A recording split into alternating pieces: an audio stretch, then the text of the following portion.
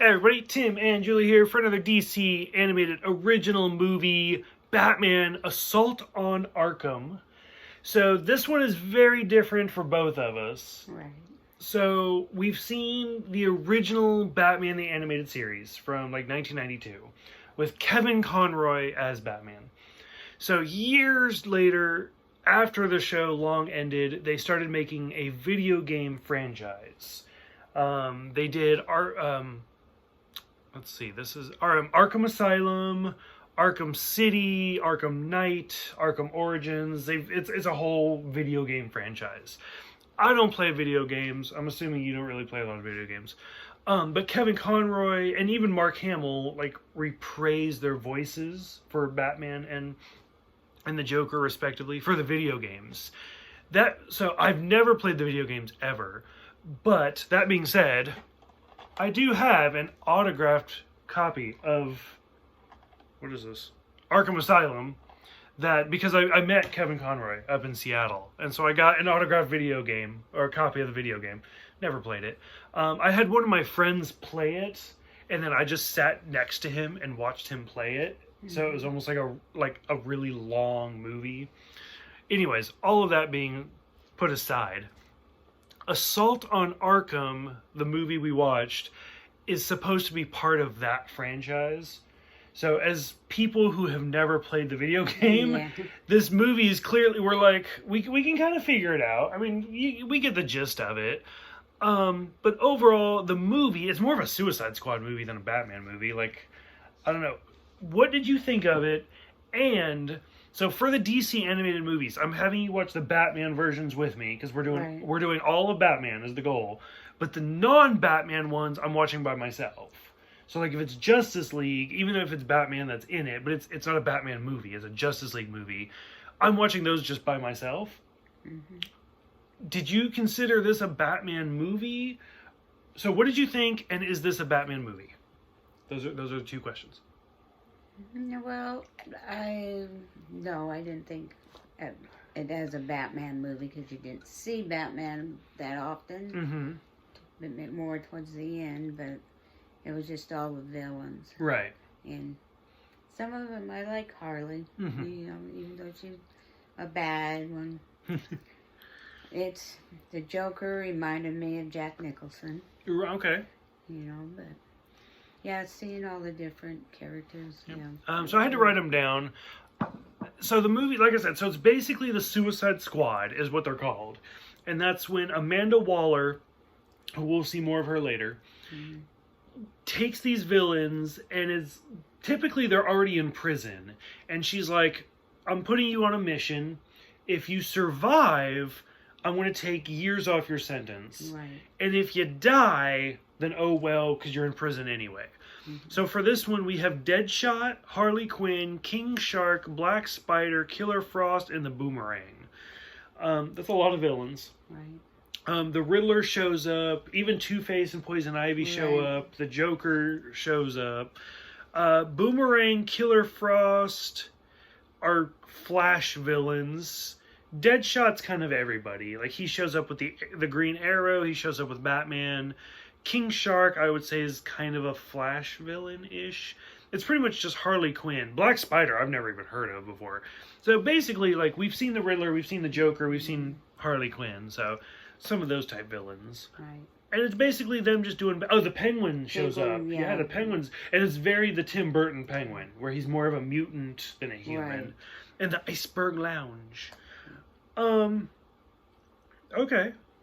I don't know. That's all I got. Like it's very villain oriented. Like you said, Batman's more of a side character than a main character. Right. That being said, is it still worth watching? Like, did you enjoy it? It was fun to watch. But what was her name? Amanda Waller. She was a bitch. Yep. That is very Amanda Waller. So we'll see a lot of Amanda Waller. So that's another one of those where we're just watching the Batman stuff. There is a Justice League cartoon, and Amanda Waller's in the cartoon as well. She's voiced in both the animated Justice League cartoon and in this movie. by CCH Pounder, I think is her name. She's a fantastic actress. She's been in everything from like RoboCop to Avatar, like the James Cameron Avatar. She's a great actress, but yeah, she's a bitch. Like she's very, very much in control, always in power type character. So well, like she at the beginning when that one character, I can't remember who it was, kind of challenged her, then thinks that she that's the KG Beast. Yeah. Instead of the KGB, it's the KG Beast. Yeah, and she's like, fine, fuck you. boom. Just kills him. Yep, and that's her character right there. Mm-hmm. So yeah, without giving too many spoilers, you will see that character again, and kind of the same thing. Like we've talked about, like different universes or different types of the character. Like you'll hear Amanda Waller. Like sometimes she's actually very, very thin, and then whereas in this one she's really overweight. Right. So you'll see different incarnations, but she's always a very hard nose, my way or no way type character. So I'm glad that you picked that up right away, because that is very much her character.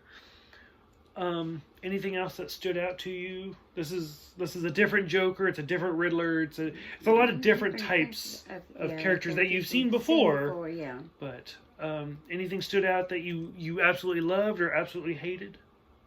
I thought the Penguin was good. Okay. Okay, and like I said, I liked Harley. Yep, Harley was good. The Riddler I liked. He was, yeah, because he kind of opened the movie, right? Mm-hmm. And he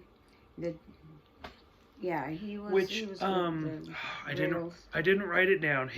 The voice for the Riddler is Matthew Garber. Somebody online is like, "You're an idiot. It's this person." He is the actor from Criminal Minds, the very young man with the long hair. Oh, okay.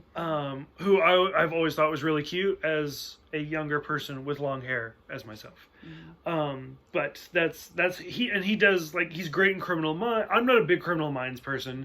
Kind of like NCIS, CSI, all of that stuff. Like I'll watch a couple episodes, but I'm not super into it. Criminal Minds, if I do watch it, it's usually for his character. And I thought he did great as the Riddler. Like I thought he was really interesting and really entertaining. Okay, anything else? This is the only movie for this.